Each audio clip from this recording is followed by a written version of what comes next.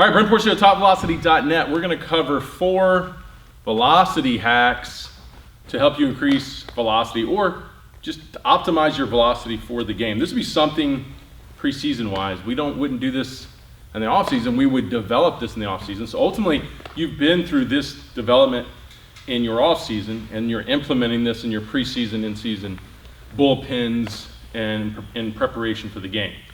If you've never done the 3x pitching velocity program or any of our off-season training, it still will help. Ultimately, I want you to get success out of it, and then just know that, hey, if in the off-season I can implement this approach better, then I will continue to get more velocity out of it. Okay, so probably my favorite one to start with. A lot of scouts tell me that they can pick my guys out because of this approach. So you might get a lot of people coming to you saying, hey, do you do the 3x pitching velocity program when they see this? So torsion is something that I kind of coined with pitching.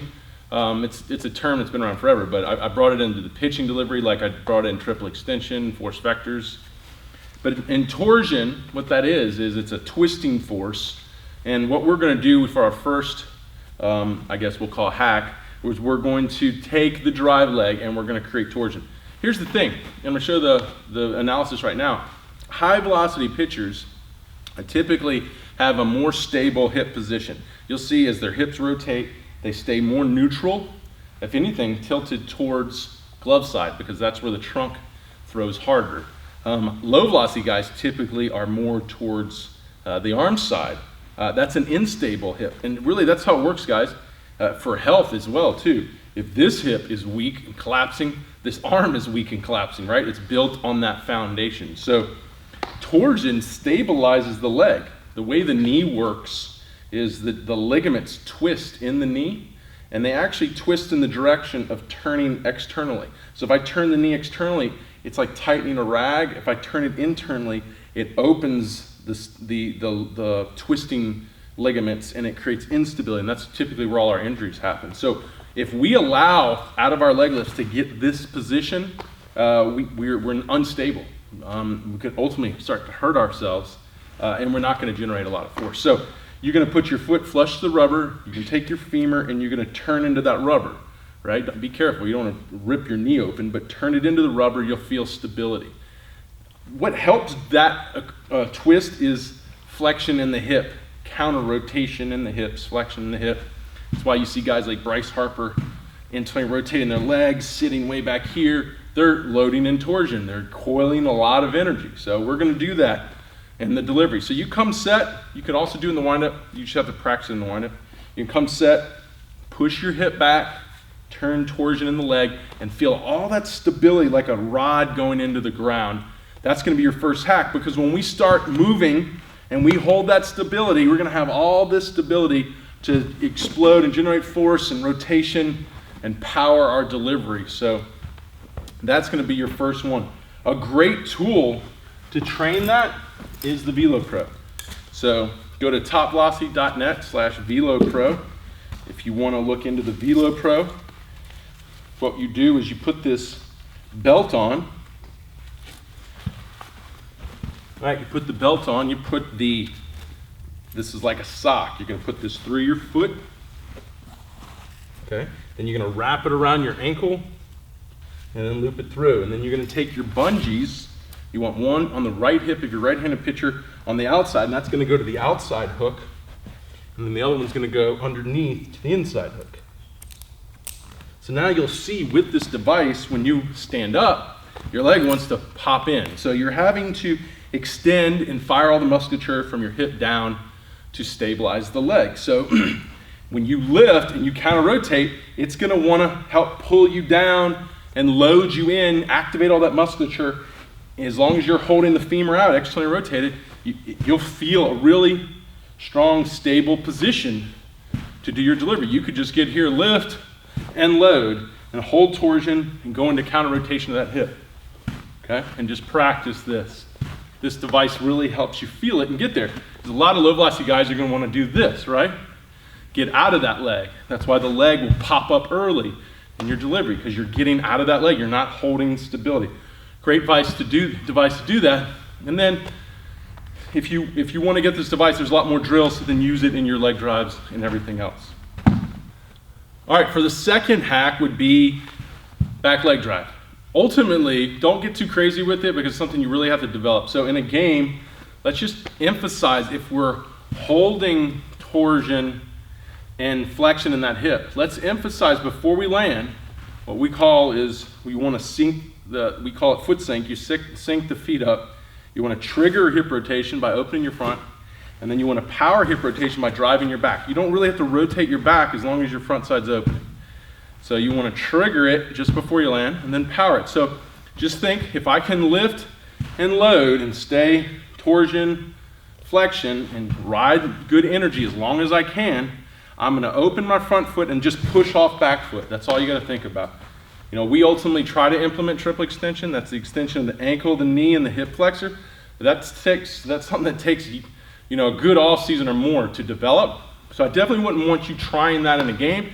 Just know that if you can load as long as you can, ride this hip flexion and torsion as long as you can, you're going to trigger the opening of with your front leg, and you're just going to try to push and accelerate off that rubber at the last minute as much as you can with the back leg. I think that would be a good way to do it. And then there's a tool that helps you with that. It's the King of the Hill. And this tool, TopVelocity.net/KOH, King of Hill, it tells you if you're driving force into a cranked plunger that you can add resistance, reduce resistance. So this way, you could just, in the drill, instead of just emphasizing, am I extending, you could just listen to your plate. Am I popping the plate? So I'm gonna lift, load, right, torsion, holding flexion, and then I'm gonna trigger hip rotation front side, power hip rotation back side. Like that, and you just wanna hear that pop. Ultimately, that's all you need to worry about, and then you could work on how much force you're trying to get out of that. Because the more force we can get out of that back leg, the more energy going that way, the more power through hip rotation, and if you're separating, more velocity. So that moves us on to the next one, which will be really what it is separation. So it's just basic understanding. If I generate more force that way, I better delay my trunk, because if I allow my trunk to accelerate with it, it's just going to be wasted energy. So from out of the gate, you're in hip flexion here, and you want to be more counter-rotated with your shoulders to get it behind this hip, because the hip's going to lead the way. You want the trunk then following that. So if the trunk's ahead of that, the hip can't lead the way because the trunk's already going. So we need to stay separated, hips to shoulder. Take this hip and separate from that shoulder. I want this delayed as long as possible.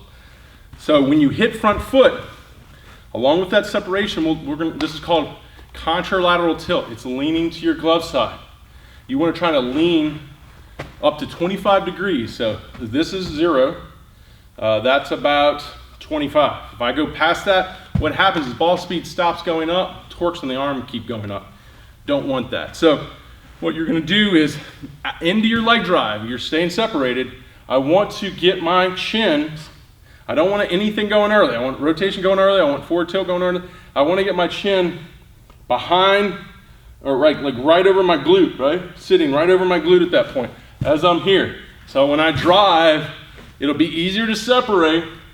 And what happens is you're going to delay more of the end of the chain. That means more energy is going to come up. Plus you're giving it more time in rotation and forward tilt with your trunk to put speed on the ball. So contralateral tilt, remember, this is 0. This would be ipsilateral, arm side.